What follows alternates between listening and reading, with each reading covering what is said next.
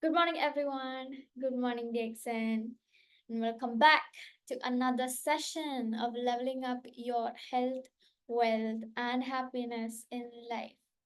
So, today is the fourth episode of our gut series, and today we are looking at sleep, gut, and cramps. Basically, how they're all just related. That's what we are going to look at today. Okay, then we're gonna get into it, directly getting into sleep. So, sleep deprivation, that's where we should start.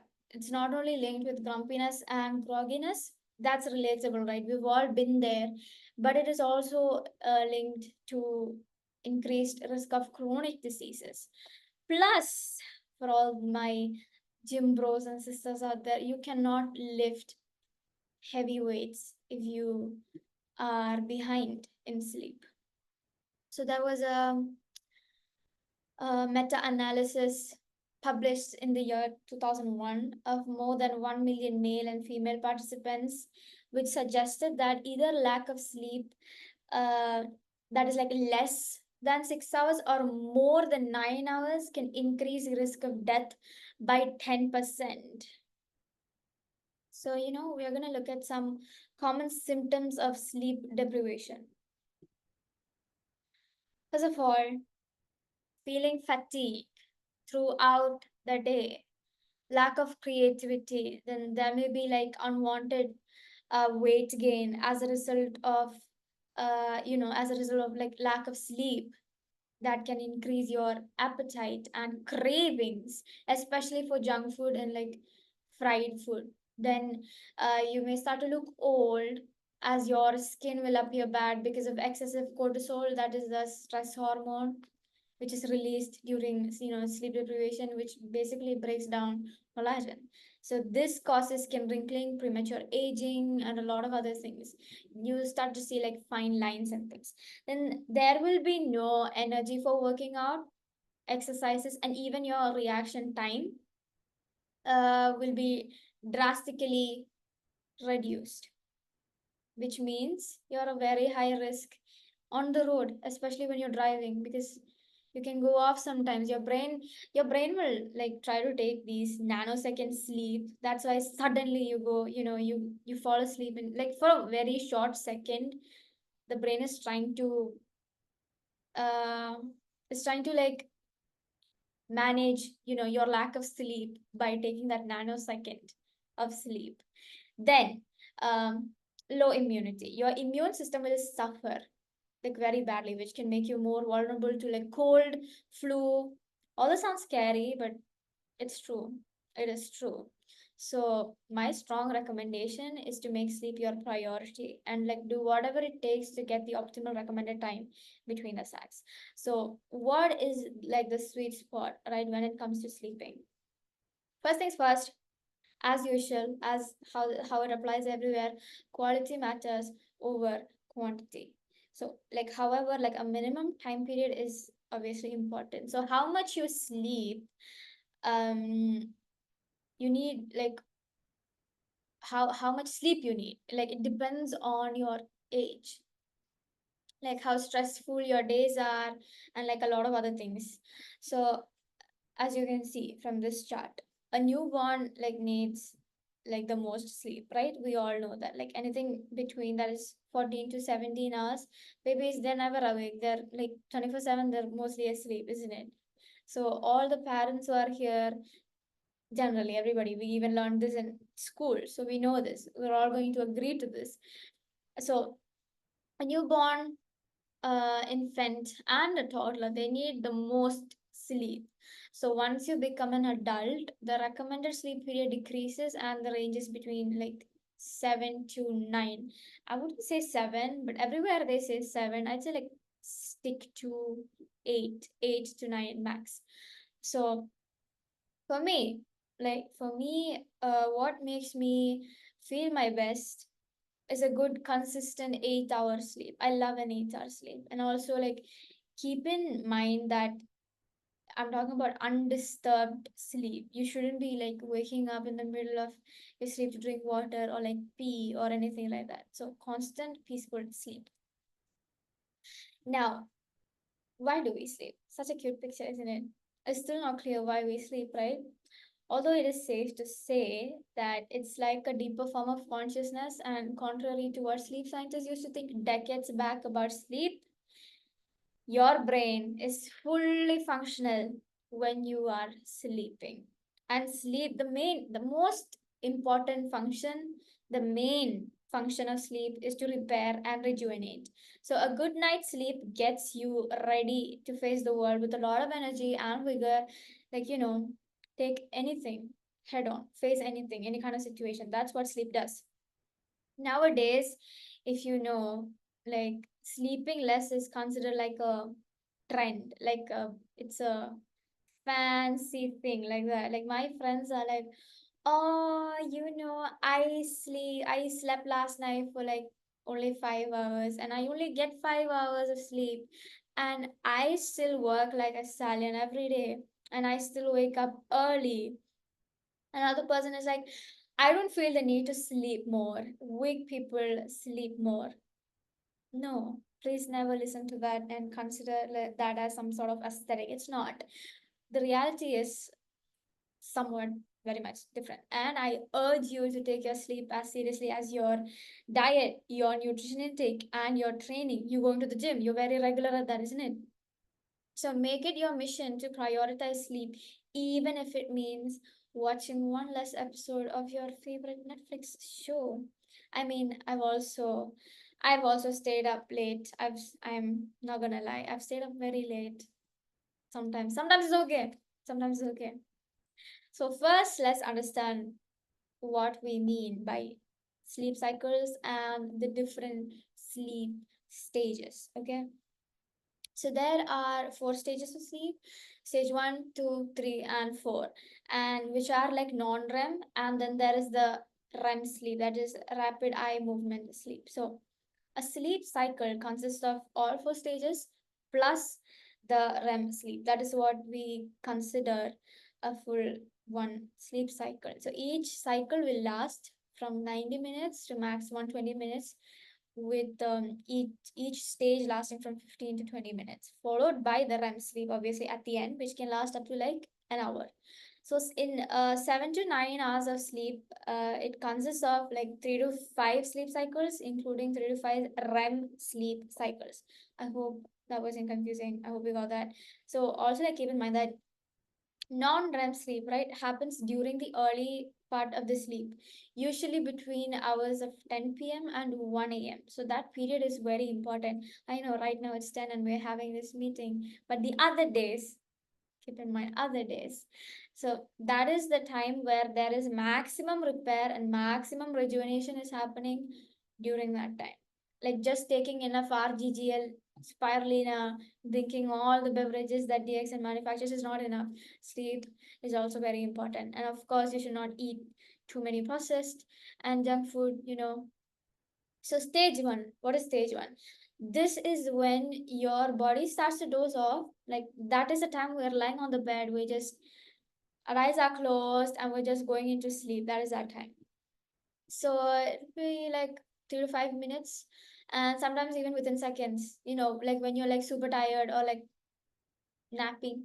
So your brain produces like alpha and theta brain waves, and your body temperature slowly starts to drop. Eye movements will slow down, and here it's easy to be awakened from this stage. Like this stage can last up to 10 minutes or 15 minutes maybe max, and then you will eventually enter stage two. Stage two is where your brain waves are in the form of sleep spindles, like eye movements completely stop. Heart rate and body temperature slows down. This is also a stage where one's like nap, usually ends. That's why they said take naps for like only like, 30 minutes. Like by the second stage, it's done. It's easy to wake up at this time. So when combine stage one and stage two, together 30 minutes. And otherwise what happens is if you go beyond this time period, like there is a risk of feeling groggy afterwards, like super tired. Again, you're high likely to, fall back to sleeping again. That is why sometimes they say right after you wake up, don't go to bed again, you'll wake up super tired. Now you get why, right? Then stages 3 and 4. This is where you start to enter the deep sleep. Like your brain waves convert into delta waves, and there is zero eye movement, no muscle activity. Brain is still on though. So here is when your body rejuvenates and it restores, it rebuilds, and this is where your immune system gets a boost. And this is where large amounts of growth hormone is released. That is like really beneficial for you. When we say growth hormone, like if there are like cuts, wounds anywhere, or you have pain anywhere, all of these things, for them to like rejuvenate, they need this hormone. So our sleep is like super important. It's a time for the body. So your body is like completely unresponsive to the outside stimuli, and that's why it's very, very tough for you to wake up from these stages. Like sometimes, even like when you hear like loud noises, you're still not gonna wake up from this stage. So it's virtually impossible to awake, especially young kids or even toddlers, like when they are in this stage of the sleep. So stages 1, 2, 3, and 4 are also called non-REM stages, which are dreamless phases of sleep with virtually like little or like no eye movement. So hence the name. Now REM stands for rapid eye movement, which we just said, and also like little or no muscle activity. So on the other hand, right, REM sleep happens usually after stage 4, where there is rapid eye movement. It's easy to wake up from this stage, and this is also the stage where dreams are vivid. And when woken up at this stage, it's easy to remember your dreams, the things that you see, your dreams at night when you sleep. So it's very similar to stage 1 actually, and your brain waves shift back to alpha or like even beta, which is the same as when you are awake. Now, personally, a few things I have, that's just about the cycle. Okay, now about me personally, it's like certain things I've experienced with consistent good sleep was the skin on my face. Like I cannot like emphasize enough on it. Like a lot of us are really worried about pimples or like scars on our face or like fine lines, wrinkles, and a lot of stuff forming on our face. Sleep, hydrate, and sleep. It's just these two things are gonna like actually have a massive difference on your face. I felt like my skin was more vibrant, like it was fresh. Like even like the dark circles had like instant changes, overnight changes, like 2 or uh 3 nights of consistent sleep and I'd see the change. And like those fine lines, even they disappeared. They like reduced a lot. So then it wasn't dry anymore. Wasn't Sometimes my face gets extremely dry, especially when I don't sleep at night much. And like for you, right, it can be different. It doesn't have to be the same things as I'm going through. It can be like a lot of different things until and unless you experiment with yourself, go through different situations, you wouldn't know. And then another really important thing was my mood. Like throughout the day, it was like stable. Like I was not overreacting at times. And now especially like through periods, which we will come to later, like sleep is like extremely important. Then also like more important, like I'd say like females during periods should get at least an hour of sleep. You need proper rest during that time. So you see, you just have to like listen to your body. Like most of the things you are worrying about will be solved sometimes by the most silliest things, like sleeping for 8 hours, like undisturbed straight for a week. You need everything takes a bit of time to show up, right? So now this like especially important, like the sleep is especially important. Like consistent 8 hour sleep is really important if you're going through some sort of stressful situation. It can be school, it can be work, or it can even be, hear me out, an argument with your family member. If you are fighting with your friends, your family, you have problems at work, you have a big exam coming up, or school is just hard. If any of this is happening, sleep on it. Like these conditions, they especially need good amount of sleep because you're being stressed. So the stress has to go somewhere else. Body has to deal with it. Otherwise, it's gonna show up as diseases in your body years later. It's gonna accumulate otherwise. So through sleep, it's all like balanced out by the body. But like as we all know, it's the other way, isn't it? When you are stressed, you're like, oh, I can't sleep. I have to go here tomorrow. I have to do this. I have to complete this, and I have to send this by tomorrow evening. All that stuff, and we're all otherwise we're mad at coworkers or something like that happens, right? What is the best way? You have to literally reprogram yourself to sleep on time. Like, let whatever may happen, just get your peaceful sleep every night, because then the next day, like, you actually wake up super refreshed, refreshed enough to make better decisions. Therefore, like, solving whatever like is going on in your life at the moment, can be meeting your rival in the office, can be anything, even school. Like, you just get enough energy and enough refreshment in the brain to actually emotionally deal with it. That is also something, a really important thing that the brain does. So I'm like really grateful that I got to know about this at a very young age, because a lot of people at my age are actually having a very bad sleep schedule. That aside, like for the people who just, sometimes due to work, they cannot have like a proper 8 hour sleep schedule, can be due to the work shift and stuff, go for something called a polyphasic sleep routine. First of all, if your workplace, right, is not prioritizing your rest, your health, you should just quit, find another job like DXN. Anyways, okay, a polyphasic sleep routine is where it involves basically breaking up sleep into multiple segments throughout the day, rather than like just sleeping for 8 hours. That's like a one long period, right? Instead of that, you're gonna break it down. So one of the most famous polyphasic sleep schedule is called the Everyman. I know, weird name, like Everyman. I was so confused at first also. It's called Everyman schedule. It's basically, it consists of one longer core sleep, that is maybe like a 4 hour sleep maybe at the night, and then several shorter naps throughout the day. You can even do this if you have like something, an event or something that's upcoming, or like if you have to travel like a lot, anything like that. Like, even for this you should have like a routine. So that means if you have something upcoming, or like if you're going to get into a job that is going to mess up your sleep schedule, you have to like start prior maybe 1 month, so that the body can adjust to it. Like, you need a routine. Okay, you cannot just start like this.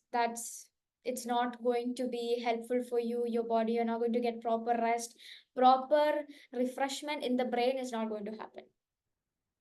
Like, the body has to adjust, right? It has to like biologically adjust to this time and routine, and so you have to build it slowly, one by one. So guys, sleep every day for 8 to 9 hours, 7 to 9 hours. And another thing is sleep early, ideally before 10 p.m. I know it's almost 10:20, if you can, of course. Now, uh that is, we are looking at this chart. That is the maximum, growth hormone secretion time, which usually happens between 11 p.m. and 1 a.m. As you can see here, it's peak over here. So right after the meeting, everybody go to bed, go to sleep. So ideally, sleeping before is 11 p.m. is very good for rejuvenation, because as we said, like the sleep cycle, you need like 30 minutes, and then you have to like slowly get into it, isn't it? So you need some time to get into the sleep mode. So that's going to really help you with your rejuvenation, and increase your growth hormone. So let's like learn 7 ways how we can uh how we can be a sleeping superhero when of course practiced regularly. Okay, so first of all, you have to like have a dark room. I used to put like light, not anymore. I'm at my grandparents' grandmother's place, so I don't have a light here. But still I open the balcony door, so like some building light does come, but according to all the research that I've done, even like a little bit of light can interfere with your melatonin levels and it can distract you from sleeping. And eventually, what's best is you can invest in thick curtains. I have blackout curtains because I do not like lights at all. So I have like thick blackout curtains. It's available on Amazon, very low price, you can get it. And then it they say it should be pitch dark. Like you cannot even see anything. I don't know how much of that because I'm fine, even though it's not pitch black, I still sleep fine. But if none of that is possible, right, try to get that eye mask, the ones that we use when we like travel through the airplane and stuff, to like cover the looks like a bow, just to like cover your eyes basically. So it's going to be uncomfortable at first, but you'll get used to it. Practice makes improvement. Then another amazing one is no electronic devices in your room. While this is an undying fact that electronics are a very major part of our life and it's like almost impossible to keep laptops, iPads, iPhones, TV, or any phone or anything like outside or away from us at bay, and like not have them in our room. But there are still some things that you can do to minimize their interference to your sleep. One is Mm, I don't even know if I should say this, but one amazing habit that you can try as family is to switch off the Wi-Fi, like maybe 2 hours around before sleep. Suit yourself. If that works, that works. Good for you. There are people who practice this. As I read things, one guy, his family was actually practicing this, which is cool. Or another thing you can do is, right, you can keep your phones away like 1 hour before, but just keep it away. That's something that I do. I put one of my phones on flight mode, the other one will be on like DND, and it'll be away. 1 second, did someone unmute? Okay, everybody please stay on mute, thank you. Okay, or what you can do is put on flight mode and like don't keep it next to your bed. Keep it as far as you can from you, away from you, far away from you, like on the table or something like that. If you want alarm, buy a clock. Buy a clock instead. I had a clock, doesn't work anymore. So not only like is this going to like help you actually unwind, as this means no quick emails, no quick work, no last minute WhatsApp check, anything and so forth, things like that. This is also going to save us from the ill effects of electromagnetic radiation and fields that are actually created by these electronic devices, just like wireless routers and smartphones. And according to research, it's actually pretty dangerous. And this also means that before sleep, like you should keep like all devices like 3 to 5 feet away, like I just said. Keep it as far as you can from you, on a table that's far away from your bed, not under your bed, not under your pillow, never under your pillow. Just keep it far away. And ideally outside your bedroom, but let's just stick to table because we know how. Let's be realistic here, isn't it? Then like also maybe like journal a bit. Like journaling the things that happen throughout your day is actually really helpful for how you want your upcoming days to be, how you want your next day to be. You can do some positive affirmations, like you're going to heading to sleep, so the last minute things that you do really have a really huge impact on your brain processing information. So when you say positive affirmations, your brain has it registered in your brain. So like even it can be something as small as you can sleep by affirming something like every day in every way I'm getting better and better, and it does magic. You might think it's silly, but it does magic. It's those small things that actually do magic. Then you can even write gratitude before you go to bed. Like have a good, calm, peaceful night routine. Maybe even take a like warm shower if you like showers. Now there's also like few other things that you can do before your sleep. That is which is really good. That is eat your dinner at least 3 hours before you sleep. Now why does this help? So eating a large meal right before bed can cause like discomfort and indigestion, which will interfere with your ability to like fall asleep and like stay asleep. So this will so allowing at least like a 3 hour gap between your last meal and your bedtime will give your body enough time to digest the food, reducing the risk of sleep disturbances and other things. Then no caffeine, no alcohol, ideally after 3 p.m. Why is it helping this with improved sleep? So we know caffeine is a stimulant that can stay in the system for like several hours. It'll potentially keep you awake if you consume like too late in the day. So now see, RDX and coffee is perfectly healthy, no caffeine, you can have that, but still I would say like don't have anything right before bed. I'd say like at least if you're having some drink, if you want to like terribly have a coffee, because I want to have kokoshi sometimes, almost every night I have a kokoshi. I love kokoshi. So I try like before 1 hour or during my night routine I have it, but sometimes the last thing I have before I fall asleep is just a little bit of water, just a little bit, just to make myself feel, yeah, I had something, my mouth is wet, now I can sleep. Just for that. So our coffee is fine. Our noni juice, kombucha, all is fine. But still, I'd say don't go for anything heavy. That digestion process has to start. So definitely, adjacent products are safe. Then alcohol. So I've never had alcohol, so I don't know much, but uh, I read that it can make you sleepy initially, but we know it doesn't really have any benefits. Like it's completely useless to the body. It only does harm. And it's definitely going to disrupt your sleep cycle. It's going to lead to like fragmented sleep and like reduced, overall sleep quality. Then start to unwind mentally a few hours before bed.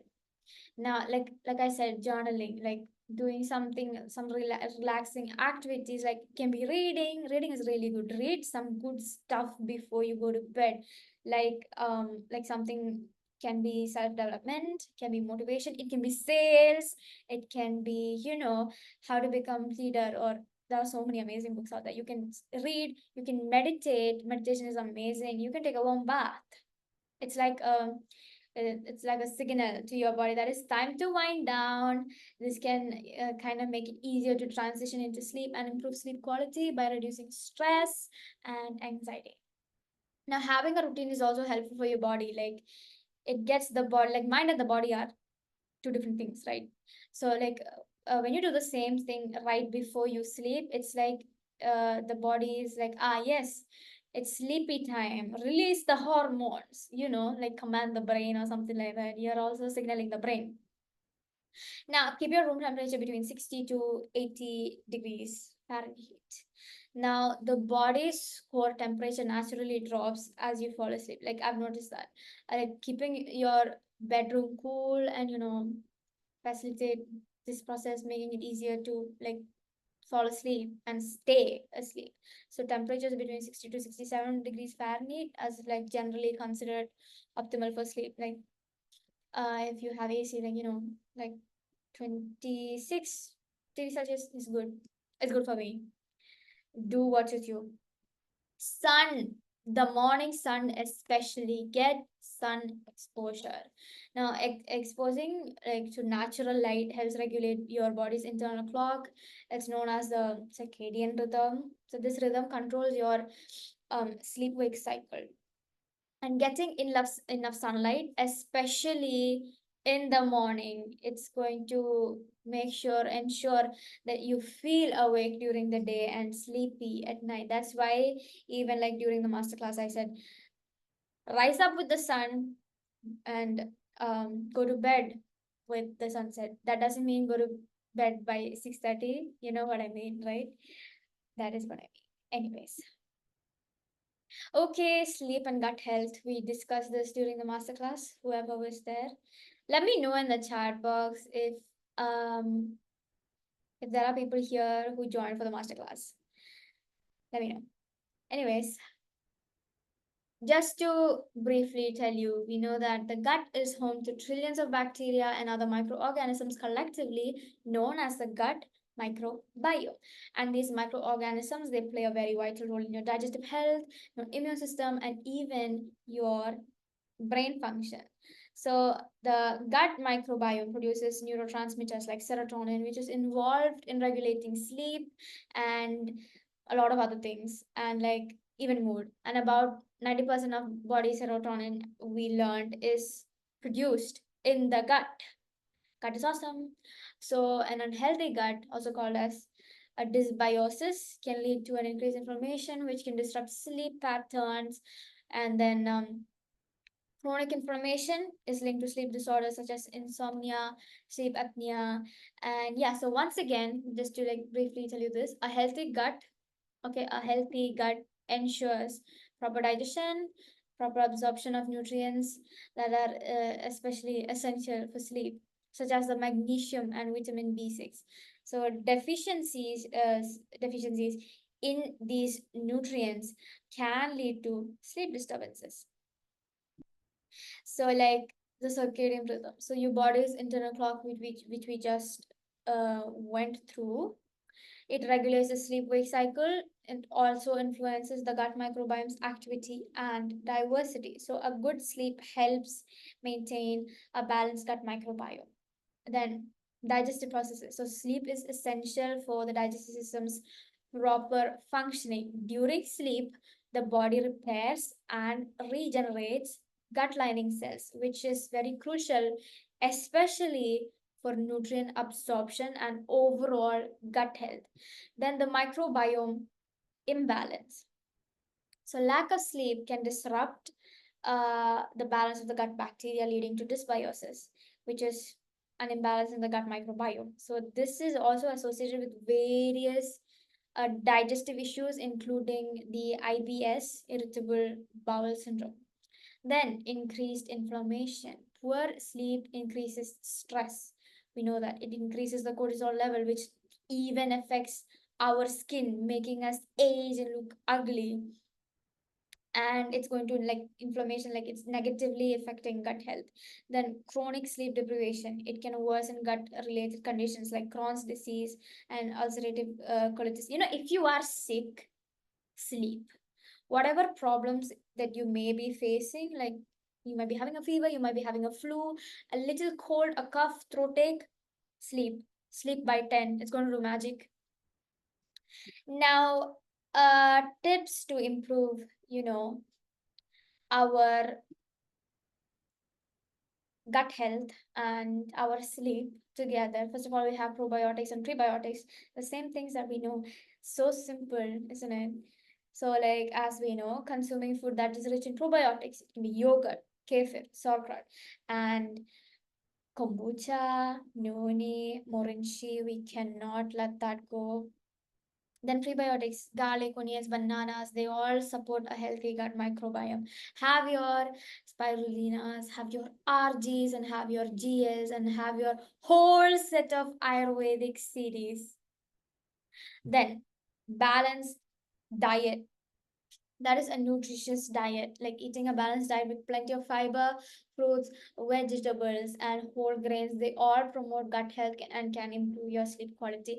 I'd say, if you don't like vegetables, like especially if you have children and they're not a fan of vegetables, make them consume spirulina and noni. They're mind-blowing things, just amazing. Then of course you need a consistent sleep schedule. Going to bed and waking up at the same time every day helps regulate your circadian rhythm, and it's going to benefit both the sleep and the gut.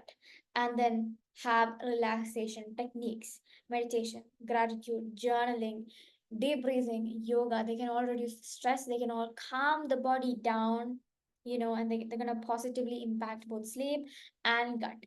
Then when it comes to lifestyle, right, we have our exercising, regular exercise, move your body, do something, dance, go for a walk in the nature.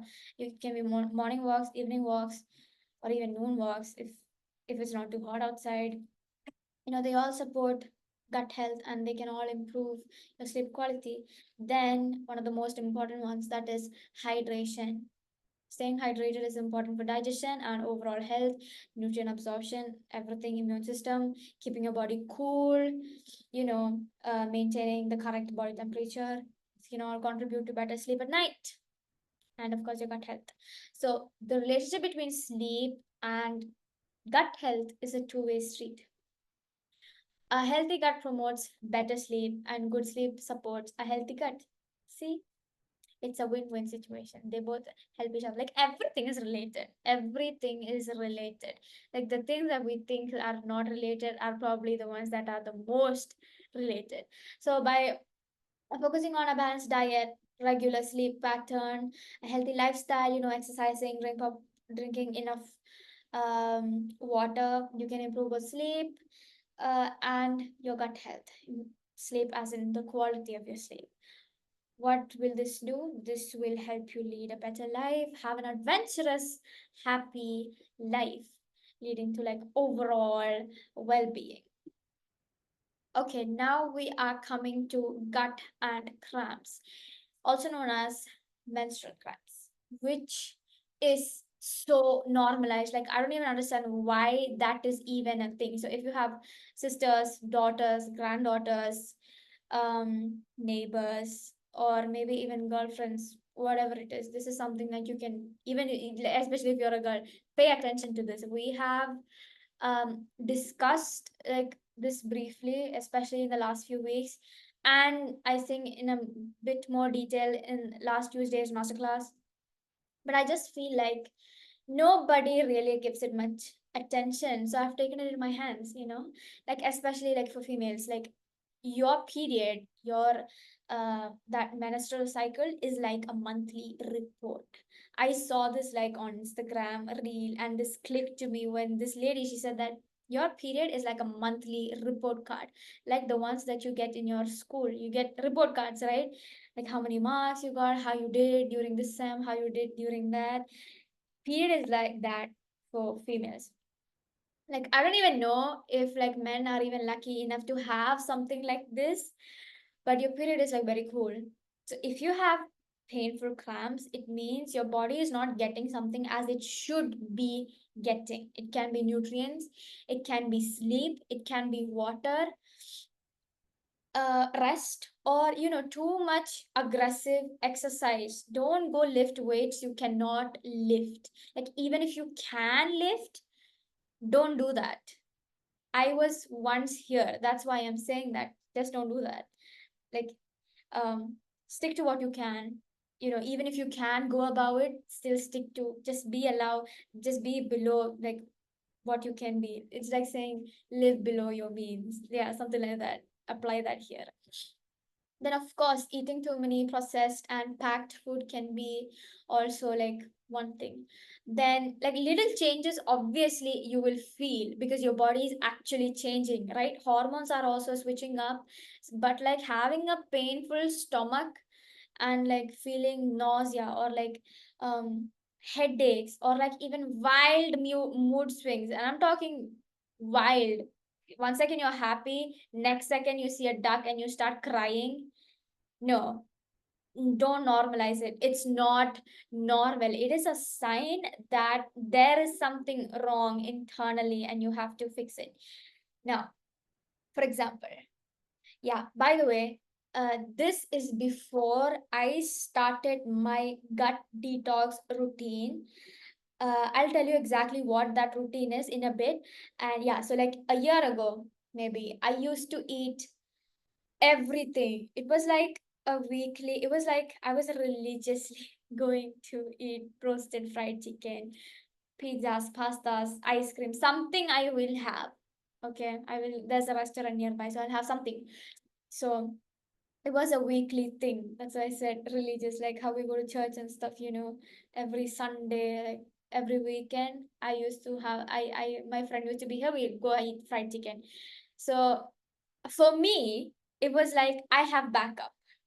I have backup. It's fine. I have backup. And that backup for me was RG and GL and spirulina. And the thing is, it worked. It always worked, but the proportion wasn't always equal. That is the amount of processed food and fried food, packed food that I ate. Some months would be greater than the amount of RG, GL, and spirulina I take. So that month, like, so sometimes, like, when my date is like nearing, right, like 2 or 1 week before, I'd go on like having more than 60 rggl combined with spirulina. So like I don't get painful cramps. It's actually very funny, actually.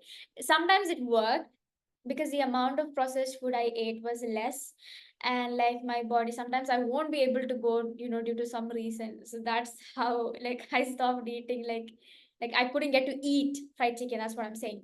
um and so my body had enough time, enough resources. That is the RG and GL, they are just resources for the body to do its work. To like, body had enough time and resources to detox the things that I was eating, the fried food, the packed food, the processed food.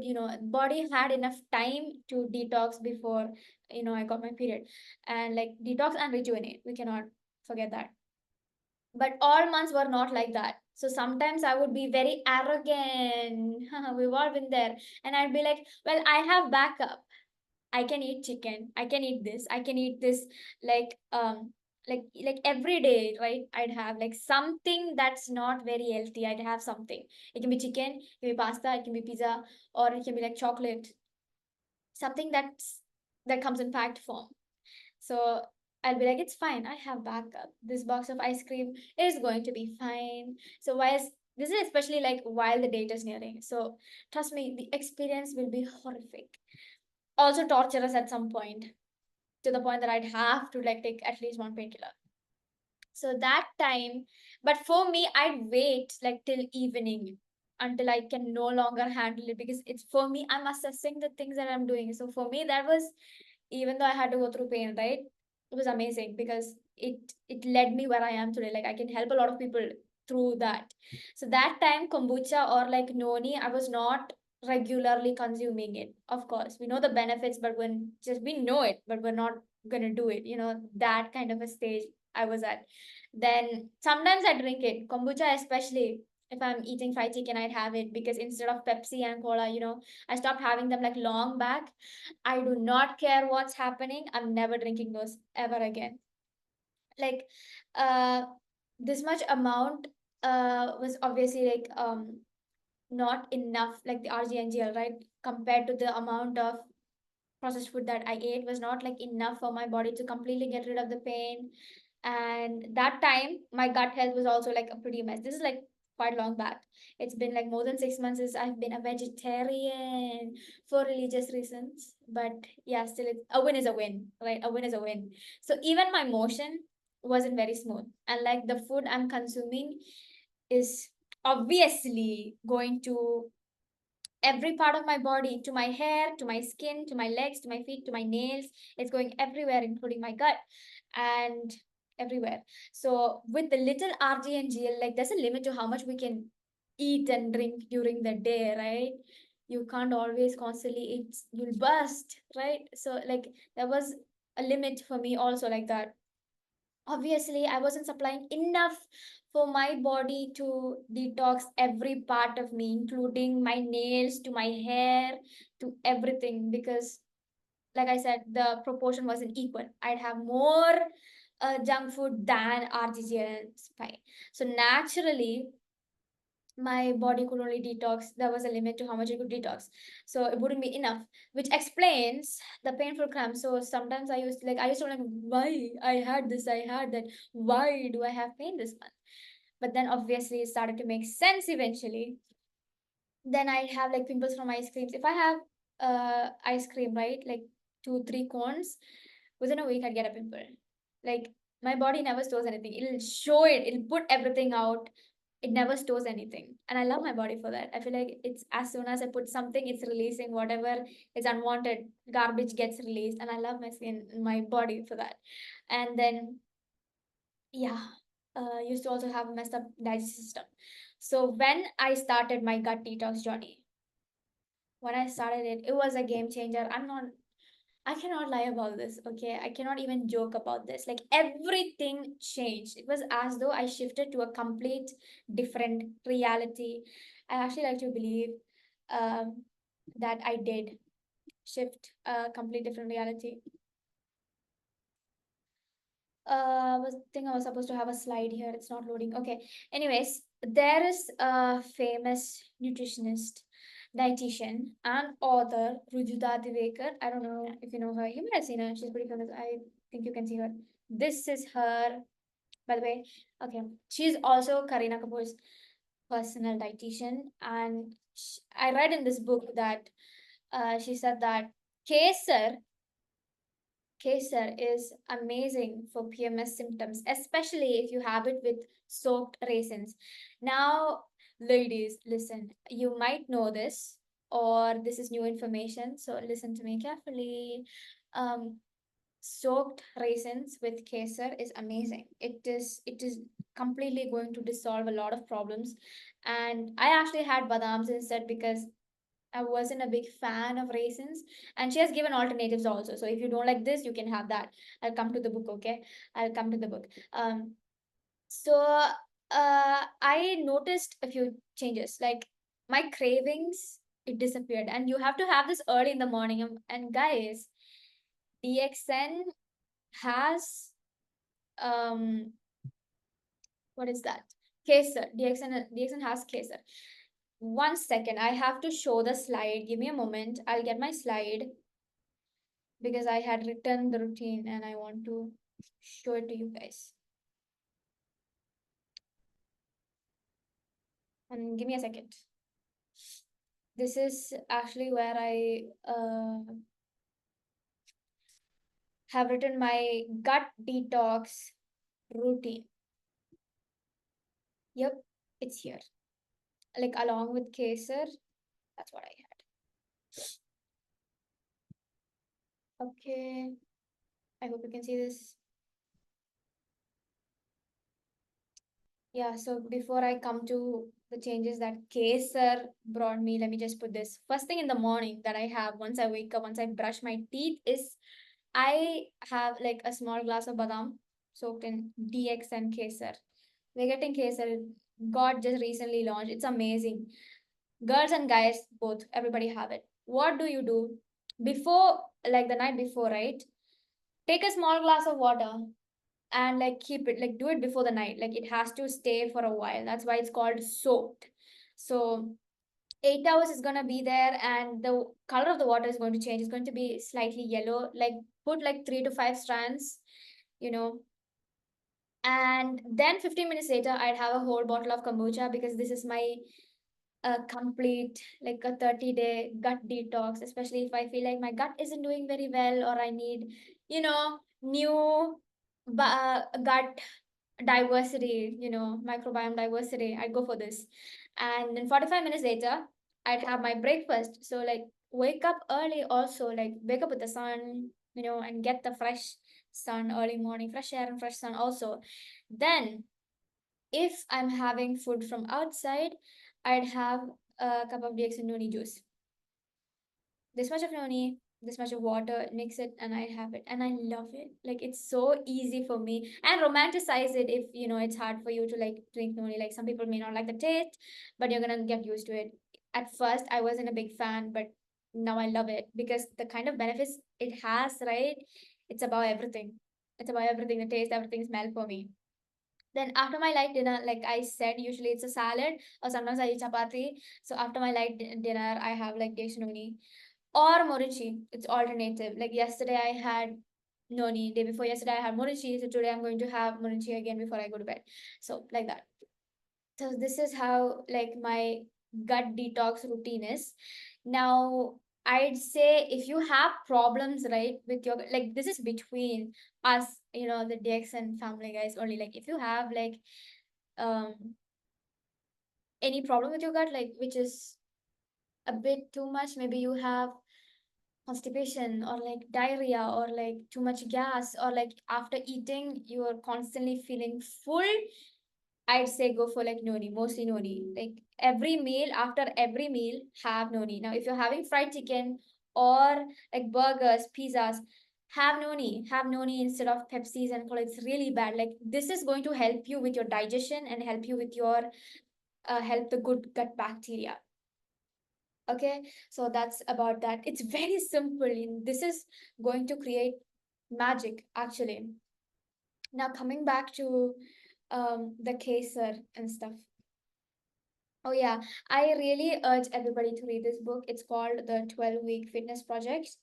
Simple but compelling by Rujuta Divegar. And this is like about losing weight within 12 weeks, and it's amazing. And I love her because she helps you lose weight or like manage your weight, manage just your health. Like and even like feel better, like glow from within, without restricting anything. You like a burger, you can have a burger, but of course in moderation. Obviously not, don't do it like how I used to do it like a year ago, every week, like religiously having junk food. No, not that. And I want to say that like I just cannot like stop, talking about it. Like noni is powerful. Morinshi also is like very, very powerful. The amount of nutritional content that they provide is really, really, really good. So like drink it every day. We have in YouTube, right? I think 2020, I think makeover, DXN makeover in Abu Dhabi. Dr. Usma Munir, ma'am. I believe I believe that's her name. Kind of forgot. She's a doctor, so she has like clearly talked about noni, like the scientific side, like how it helps with a lot of problems, and its nutritional content, and which part of the body it's actually affecting, and how it helps with the gut and our digestion, and all of this she has clearly explained it within like 35 minutes, 39 minutes, 40 minutes, I think. And it's up on YouTube, so go search for that. Really go search for that about noni. And of course it helps the entire body like manage the entire everything, like the stress levels, managing the hormones, then all the cell functions. Like it works on a cellular level. We discussed this multiple times that noni works on a cellular level, and noni being a natural painkiller is a game changer for every female out there, for anybody facing any problems, especially if you're going through some sort of pain. Can be related to like any surgeries that you did, or you just have joint pain, you have any sort of pain, have noni. Have noni. Simply have noni juice. Like yeah, I'm currently at this high because of the drastic change that I personally had. So I love noni and morichi and kombucha and this complete K&M gut detox formula that I just found out. So this is like for anybody who wants to like have a complete full um gut detox reset. Like mood swings are going to disappear, you'll be more grounded, like PMS symptoms will disappear, like you'll be happy during your period. And otherwise, females, males, is for everyone. Like the changes in the brain especially is mind blowing, and like even healing is going to be rapid because a complete gut cleansing is happening. And think about it, gut is your second brain. 90% of your serotonin, your feel good hormones and immune system is in the gut. So if the gut is cleansed, then the body is, I'd say, going to become superhuman compared to the average human being who does not take noni juice, who does not take moriji and kombucha and all those stuff, and other lifestyle factors also. So you will not be affected by anything. if you have this. Now, all I can say is try this for yourself. And trust me on this one, having kombucha first thing in the morning after an 8-hour fast does magic to the body because, like, early in the morning itself, you're giving good bacteria to your gut, right? It's a probiotic drink, it's bacteria itself. So you're giving good bacteria to your gut. It's actually something that also, like, my dad suggested. So this is amazing. Trust me, your body will say thank you, and you will know when it says thank you. So, guys, thank you so much. And I hope today was a valuable session. If you have any questions, you can ask me, or you can send me a message on WhatsApp. So, I hope you had a good time. And that'll be today's meeting. Oh, yeah, it's 10:55, guys. So, we just discussed about sleep. So, right after this meeting, go and sleep, maybe have a bit of noni and go to bed. So, I hope all is well. And I hope to see you again next week. Bye. Good night and good morning, DXN.